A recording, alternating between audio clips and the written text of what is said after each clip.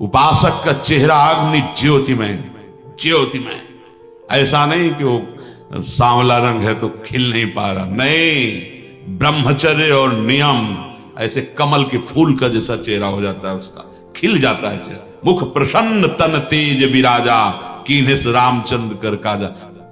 आधा अन्न और जो आधा बचा उसमें आधे में जल, 3 लीटर जल प्रत्येक शरीर को चाहिए ही चाहिए। उससे शरीर की गर्मी तेजाब लघु शंका से निकलती है और वो कब्ज तोड़ने में सहायक होता है। प्रातः पहला जल बिना कुल्ला किए पीना चाहिए, बिना स्नान आदि किए। शौच के पहले जो हमें जाना है तो हम उसे नियम दिए, कम से कम 500 ग्राम, इसके ऊपर आप जितना ले सके जल, वो भी गुनगुना, मतलब थोड़ा अच्छा गर्म होना चाहिए कि आप आराम आराम से पी सकते हो, पर गर्म है। और वज्रासन में बैठ के, अभी देखो कब्ज नष्ट होती है कि नहीं, बहुत जिसकी कब्ज बन रही, रोज शाम के गर्म जल या गर्म दूध से बताया है कि आप 1 चम्मच छोटी हर पिसी हुई, 1 चम्मच ईशबगोल की भूसी महीनों लो, सालों लो, वो आपकी आंतों को परिपक्व करके फिर ऐसे कर देगा कि फिर आपको औषधि नहीं चाहिए। ये बहुत साधक के बचाव पक्ष की औषधि है। नहीं आप जैसे एकदम कोई ऐसा कड़ा चूर्ण लें तो आपके ब्रह्मचर्य पर घात हो जाएगा। ये सब अनुभव की बातें हैं। जल आवश्यक है आपकी स्वस्थता के लिए और वायु आवश्यक है। आधा अन्न और आधे से आधा जल और आधा खाली जो श्वास के। यहां तो बस सावधानी रखो, ये अन्न बढ़ता चला जाएगा आपका खुराक, आपको पदार्थ और अच्छे अच्छे मिलेंगे क्योंकि आप भगवत प्राप्ति के मार्ग में चले हो, कोई कमी नहीं रहेगी। ये मत सोचो कि ये बर्बाद हो जाएगा, नहीं, तुम अपने बर्बाद होने को बचाओ। अगर एक दिन तुमने ज्यादा ले लिया, बच गया है तो, लेकिन आप अपने उदर में मत डालो, समझो हमारी बात। बहुत से जीव जंतु हैं, बहुत, आप उतना ही लो जितना आप पा सकते हो। अगर भगवत प्राप्ति करनी तो संतन की संगति नित करे, रोज संतों का संग करे, सत्संग। पाप कर्म मनते परिहरे, निषेध हो गया। जिस पाप किसे कहते हैं? जिसे शास्त्र कहता ना करो, संत जन कहते हैं ऐसा ना करो, वो निषेध पाप कर्म है। ये तो ही भगवत प्राप्ति की प्रथम भूमिका। प्रथम भगत संतन करी संगा। अब तुरंत बदल गए, उदर की बात कहने लगे। मतलब कितनी खास बात है उदर को ठीक रखना, कितनी खास बात है। दूसरी ही पंक्ति में कोई साधन की बात, पहले साधु संग करो भगवत प्राप्ति के लिए नित्य, और पाप कर्म से मन का त्याग करो। मन उनका संकल्प ना बनाने पावे, तन से कोई पाप क्रिया ना हो। फिर सीधे आ गए, कह रहे हैं अरु भोजन सो इही विधि करे। उपासक कैसे भोजन करे? बोले मेरे अनुभव और संतों की आज्ञा, इस विधान से भोजन करे। क्या? आधो उदर अन्न सो भरे। आधा पेट भोजन करना चाहिए। आप 6 रोटी पा सकते हो तो 3 ही पाए। पहले सच्ची बात मान लीजिए।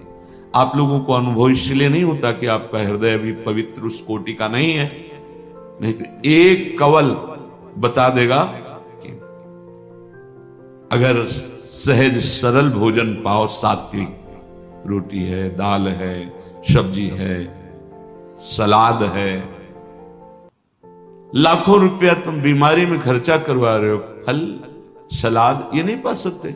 अगर घर का बना हुआ पदार्थ शुद्ध हाथ का है, चलो भाई जैसा आप, लेकिन बाजार का होना चाहिए। ठीक है, बाहर हम बहुत साफ स्वच्छ बैठकर बेच रहे हैं, लेकिन बनाने वाले कैसे हैं, उनका भाव क्या है, उनकी पवित्रता क्या है। ये जो बेचारे व्यापार नौकरी आदि में बाहर मारे घूम रहे हैं, उनको किसी न किसी तरह उदर पोषण करना है। पहली बात है हरि प्रसाद कुछ दुर्लभ नहीं, जो इच्छा करे हो मन माही। उसे ये न समझे कि भगवान प्रसन्न होकर हमें दे रहे हैं। बच्चे हो, हट करोगे खिलौना पकड़ा देंगे, खेलते रहो। जब रोगे खिलौना फेंक के फिर गले से लगा लेंगे। काहे समय बर्बाद करते हो? पकवान, ये पूड़ी कचौड़ी सब्जी परेठा गरिष्ठ पदार्थ और ये जितनी बाजार की चीजें, इनका सीधा कब्ज से संबंध होता है, सीधा ये कब्ज बनाएंगे। आप श्रम तो करते नहीं, घंटा 2 घंटा ऐसा श्रम, तो वो आपके अंग जो है उनमें पावर नहीं रह गया और आप लादते चले जा रहे हैं। सब जरूर समय से खाना है, अगर आपको कब्ज हो रही तो छोड़ो, भोजन छोड़ो। अब ऐसी चीजें, पपीता है, फल है, आप कहोगे सत्संग बहुत जरूरी है ये, क्योंकि हम देख रहे हैं। कैसे भजन करोगे आप लोग, कैसे भजन करोगे जब आपका उदर साफ नहीं है? तो पहली बात, स्वादहीन भोजन आपको महापुरुषों के मार्ग में आगे बढ़ा देगा, स्वादिष्ट भोजन आगे कदम नहीं बढ़ने देगा। ये लिख लो आप कागज में। जिसका भजन में आगे उन्नति करनी है तो भोजन नीरस होना चाहिए, तो भजन सरस। और अगर भोजन सरस तो लिख लो, वजन बढ़ेगा, भजन नहीं, वजन बढ़ेगा। बढ़ते चले जा रहे हैं, क्योंकि व्यायाम नहीं, किसी भी तरह की कोई ऐसी श्रम वाली क्रिया नहीं। पड़े रहना है तो बस सोने का मन करेगा, पड़े रहो। प्रार्थना है, अमूल्य जीवन है, अमूल्य कृपा हो गई है। इस रसेंद्री को संभालो। सब इंद्रियां तुम्हारे वश में हो, रसेंद्री वश में ना हो तो तुम जितेंद्री नहीं माने जाओगे। और एक इंद्री केवल रसेंद्री वश में हो, आप स्वाभाविक जितेंद्री हो जाएंगे। अपने लोगों को तो कई दिन भोजन नहीं मिला, वो मिला जो रूखा सूखा कभी मिला, वो हाथों में ही चिपक जाता।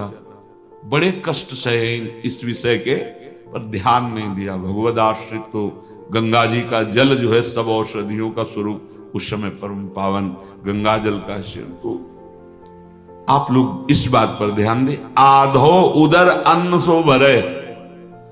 देखो, अगर भजन करना है तो एक बार में भोजन ले लो, दोबारा तुम्हारे पास मांगने की जरूरत नहीं होनी चाहिए। 5 रोटी रख दो, ये सब्जी हो गई, दोबारा बस हो। हम इसी से अपना काम चलाएं। ये जो गरम गरम बार बार ये गृहस्थों के लिए है, जो बहुत श्रम करते हैं, मेहनत करते हैं। मान लो हमारी प्रार्थना, एक बार जो आपको पाना है, एक बार पुरुषा लो, एक बार नियम बना लो, मुझे इतना, मुझे इतना।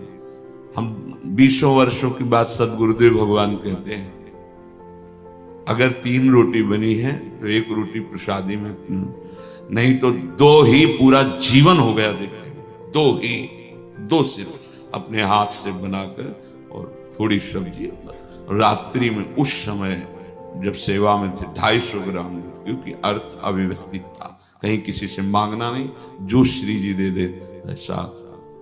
महापुरुषों ने भजन के लिए सर्वस्व त्याग किया है, और हम भोजन के लिए भजन का त्याग कर देते हैं, श्री जी के चिंतन का त्याग। देख लो, आप देख लो। और जितना भोजन आप पाते उससे आधा लेना है आपको। इतने बड़े महापुरुष भोजन की बात कर रहे, भगवान के युक्ताहार विहार से, तो आधा पेट भोजन गिन लो आप, अपनी रोटी और सब्जी और सब। ऐसे नहीं कि रोटी में तो गिन के चल रहा है, लेकिन और अगले पदार्थ जो है वो नहीं। कमी नहीं है हमारे भगवान के दरबार में, और न संसार में पदार्थों की कमी है, लेकिन तुम में कमी हो जाएगी। तुम्हारा जीवन भजन विहीन हो जाएगा। मेरी प्रार्थना मान लो प्यारे, अगर जैसा आदेश हो रहा है ऐसा भोजन, तो भजन का नशा बढ़ने लगेगा। आप देखो तो अपने लोगों को तो जीवन का अनुभव यही रहा है। अगर आप ऐसे ही, तो कैसे भजन हो पाएगा? क्योंकि आपको तो अनुभव है नहीं कि इसका क्या प्रभाव पड़ रहा है। आप हंस खेल कर बात करके समय पार कर रहे हैं, इसलिए अगर आप अंतर्मुख हो तो एक कवल का प्रभाव बता देगा आपके चिंतन में कितना फर्क पड़ गया। आधा पेट ही भोजन करना है। आपके पास जितने भी बैठे हैं, अब तो व्यवस्था है जीवन। आप देखो तो बाल भोग पास हो, आप राजभोग पाओ, आप शयन भोग पाओ, थोड़ा थोड़ा ले लीजिए। भजन करना है, प्राणों का पोषण करना है, भजन करना है। तो आधो उदर अन्न सो भरे। ठीक, आधो में आधा जल और आधा छोड़ दे वायु के लिए। यहां जलवायु से तो मतलब नहीं है, पूरा यहां तक पूरा ऐसा, फिर कहेंगे एसिडिटी बन रही, कब्ज बन रही, भजन होगा? ये बहुत आवश्यक है, इसलिए हम इस विषय की चर्चा कर रहे हैं। आप लोग इस पर ध्यान दीजिए, नहीं दोगे तो आपका भजन नहीं बन पाएगा। और आगे सावधानी के लिए करें, आपको व्यायाम करना है। जैसे भजन के लिए नियम दिया था ना, सबको करना है, दंडवत के लिए नियम दिया था, ऐसे मान लीजिए 10 मिनट कर लीजिए आप व्यायाम और 2-3 किलोमीटर पैदल चलिए। अरु जो परालब्ध सो आवे, ताही को सुख सो बरतावे। भगवत इच्छा से जो आपको मिले, रूखा सूखा, आपकी इच्छा नहीं होनी चाहिए। देखो, इच्छा नहीं है, इच्छा रहित होकर के कुछ भी मिल जाए वो आपको बांध नहीं पाएगा, पक्का। और अगर पकवान आदि मिलता है तो जितना भोजन पाते थे उससे भी आधा कर दीजिए, कभी नुकसान नहीं होगा। लेकिन जितना हम भोजन पाते हैं, जब पकवान आदि मिलते हैं तो उससे डबल कर लेते हैं। बुद्धि है, इसको दबकाओ, कुछ नहीं, उन्हें पूरा जीवन हो गया खाते खाते। बड़ा समस्या, समझो समझो, हम भगवत भजन करने के लिए आए हैं। पूज्यपाद सिउड़िया बाबा जी महाराज, जब उनको भगवान नर नारायण ने उपदेश किया भगवान शंकर जी के मंदिर में, उस दिन से वो अध्यात्म स्थिति प्राप्त करने के लिए एक कवल पाते थे। एक कवल सिर्फ 24 घंटे में, ऐसे ऐसे शनवाली रोटी और इतना जो बना, एक प्राण पोषण के एक कवलन, अस्थिमात्र हो रहे से छवि लगी कुटिया में। 18 घंटे पद्मासन में, वर्षों सोए नहीं, लेट करके ऐसे रख लेते ऐसे, और बस उसी में थोड़ी देर ऐसे फिर बैठ गए। मेहनत की इन महापुरुषों ने शरीर राग, इंद्री राग, भोग राग, इनको विध्वंस कर दिया, तब ऊंचाई पर चढ़े। गंगा किनारे भ्रमण कर रहे थे तो शाम के 4 बजे एक संत के दर्शन होते थे। बहुत लोग जा रहे थे, तो साधु जन भी थे। हमने पूछा आप लोग कहाँ जा रहे हैं? बोले वो आधा घंटा के लिए निकलते हैं, बस उनके दर्शन करने जा रहे हैं। तो संत दर्शन गए हम। आपको क्या बताए, शरीर की आप एक एक हड्डी गिन सकते थे, एक एक हड्डी, और चेहरा ऐसा था कि पूछो मत। बस अगर आंख उठा के देख लें, यही इच्छा थी एक बार। इतना सुंदर चेहरा, इतना भारी आकर्षण कि बड़े वृद्ध सन्यासी भी उनके दर्शन करने जाते, और वो 30-32 वर्ष की अवस्था। फिर जो वहां के संत जन थे उनसे उनका रहस्य पूछा कि ऐसी स्थिति कैसे? तो उनका, ये अपने हाथ से कभी कुछ नहीं पाते, इनके गुरुदेव देते हैं। वैसे शिष्य गुरु की सेवा करता है, पर इनकी सेवा गुरुदेव करते हैं। कोई मिल नहीं सकता 24 घंटे में, कोई ये बोलते नहीं है। और पालक का केवल जूस लेते हैं जो गुरुदेव देते हैं। तो अस्थिमात्र हुए रहे और चेहरे में, और निरंतर मंत्राकार मूर्ति। तो बड़े बड़े वृद्ध संत जन उनके दर्शन करने जाते थे। आप समझो, पूज्य पंडित गया प्रसाद जी महाराज अपने ब्रज में चलते फिरते गिरिराज जी कहे जाते थे। अल्पाहार, निरंतर भजन। सदगुरुदेव भगवान कहते हैं, एक बार जब परिक्रमा में गए थे, कि देखो देखो वैराग्य प्रधान भजन कैसी उन्नति प्रदान करता है। वैराग्य रहित जीवन में विषयानंद लेते हुए भगवदानंद नहीं मिलता। विषयानंद त्यागी को भी भजन का अनुराग और दिव्यताएं आती हैं। तो जो आपको प्रारब्ध से मिले उसमें बुद्धि रखनी। स्वादिष्ट और पकवान पदार्थ ही केवल अगर है हमारे भोजन में, तो जितना भोजन पाते हैं उससे आधा पाएंगे, और एक बार उपवास करेंगे, दूसरे टाइम पच जाएगा। आप लोग सावधान रहिए। बहुते को उद्यम परिहरे, निर्भर ठोर बसेरो करे।